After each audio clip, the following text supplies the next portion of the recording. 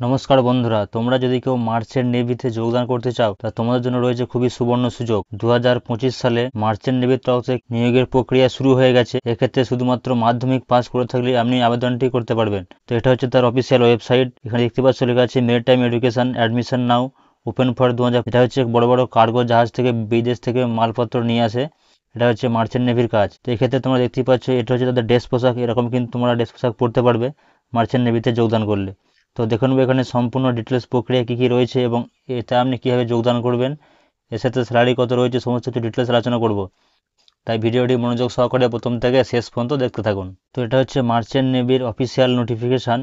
এখানে দেখতে পাচ্ছ এটা লোগো দেওয়া আছে এবং এটা হচ্ছে মার্চেন্ট নেভি অ্যাডভার্টাইজমেন্ট নম্বর 3 2025।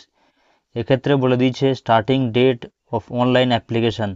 তোমরা এক্ষেত্রে আবেদনটি করতে পারবে 26শে জুলাই 2025 থেকে শুরু হয়ে গেছে এবং এর লাস্ট ডেট হচ্ছে অনলাইন অ্যাপ্লিকেশানের 10ই সেপ্টেম্বর 2025।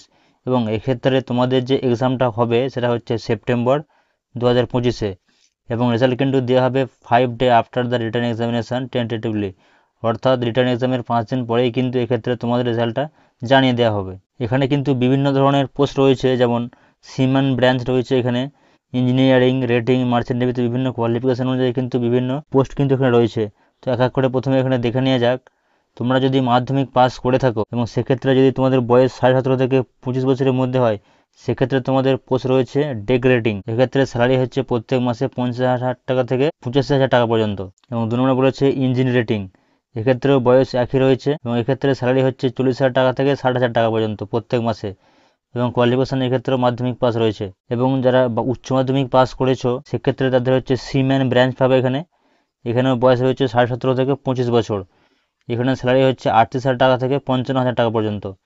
এবং কেউ যদি 10 পাস করে থাকো, সঙ্গে ITI করে থাকো ইলেকট্রিশিয়ান, সেক্ষেত্রে তাদের স্যালারি হচ্ছে 60,000 টাকা থেকে 90,000 টাকা এবং পোস্ট হচ্ছে ইলেকট্রিশিয়ান। এক্ষেত্রে বয়স থাকবে সর্বোচ্চ 17.5 বছর থেকে 27 বছর পর্যন্ত।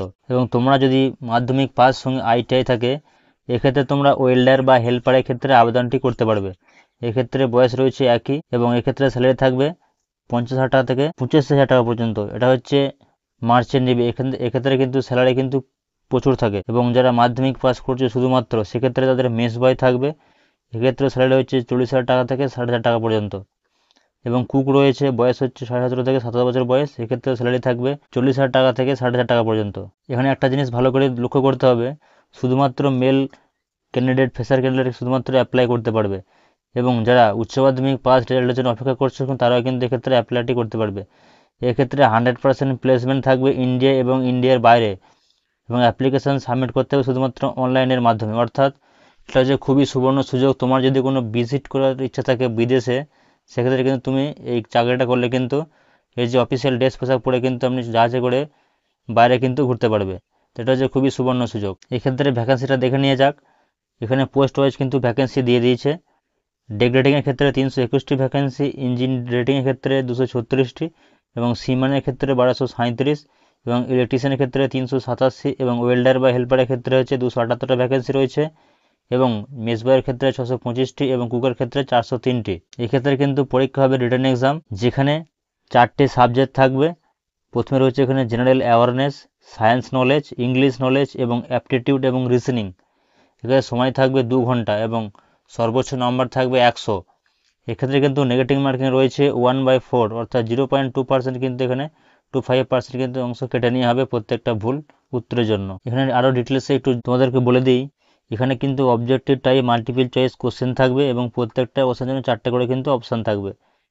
এবং এক্সামটা লেভেল হবে মাধ্যমিক এবং উচ্চ মাধ্যমিক স্ট্যান্ডার্ডে এবং কোশ্চেন পেপারটা হবে ইংলিশ এবং হিন্দিতে, দুটোই দেওয়া থাকবে। এখানে বলছে examination centre one opted will not be change under any circumstance, অর্থাৎ তুমি যদি এক্সাম সেন্টারটা চুজ করে থাকো, পরবর্তীকালে কিন্তু সেটা কিন্তু তুমি আর চেঞ্জ করতে পারবে না। এখানে কিন্তু ভারতবর্ষে তুমি যে কোনো রাজ্য থেকে আবেদনটি করতে পারবে। এখানে বিহার, উত্তরপ্রদেশ এবং হরিয়ানা থেকে এক্সামিনেশন সেন্টার এখানে বলে দিয়েছে আগ্রা, গোরক্ষপুর, কানপুর, লখনৌ, পাটনা, দারভাঙ্গা, ফরিদাবাদ।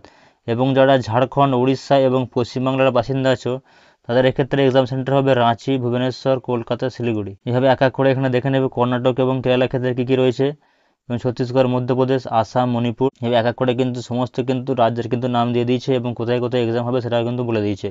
এই আবেদনটি তোমরা কীভাবে করবে? অ্যাপ্লিকেশন সাবমিট করার জন্য এই যে অফিসিয়াল ওয়েবসাইটটি www.sifatmaritime.in এখানে গিয়ে কিন্তু আপনাকে অ্যাপ্লিকেশনটা করতে হবে। এই ফর্মটা ফিল আপ করার জন্য কোন রকমের ভুল ত্রুটি থাকলে কিন্তু আপনি আবেদনটি করতে পারবেন না। তাই ফিল আপ করার সময় কিন্তু মনোযোগ সহকারে স্টেপ বাই স্টেপ কিন্তু ফিল আপ করবে। এবার লাস্ট ডেট কিন্তু দিয়ে দিচ্ছি 10ই সেপ্টেম্বর 2025। এক্ষেত্রে অ্যাপ্লিকেশান ফি থাকবে 100 টাকা এবং সেটা কিন্তু রিফান্ড করা হবে না। তো এই হলো সম্পূর্ণ ডিটেলস। এটা কিন্তু অল ওভার ইন্ডিয়া থেকে আপনি আবেদনটি করতে পারবেন, অর্থাৎ ভারতবর্ষের যে কোনো জায়গা থেকে আপনি আবেদনটি করতে পারবে। তো ভিডিওটি ভালো লাগলে অবশ্যই লাইক করুন এবং আপনি যদি চ্যানেলে প্রথমে থাকুন তো চ্যানেলটিকে অবশ্যই সাবস্ক্রাইব করে রাখো পরবর্তীকালে এই ধরনের সরকারি এবং বেসরকারি চাকরির দ্রুত আপডেট পেতে। ধন্যবাদ।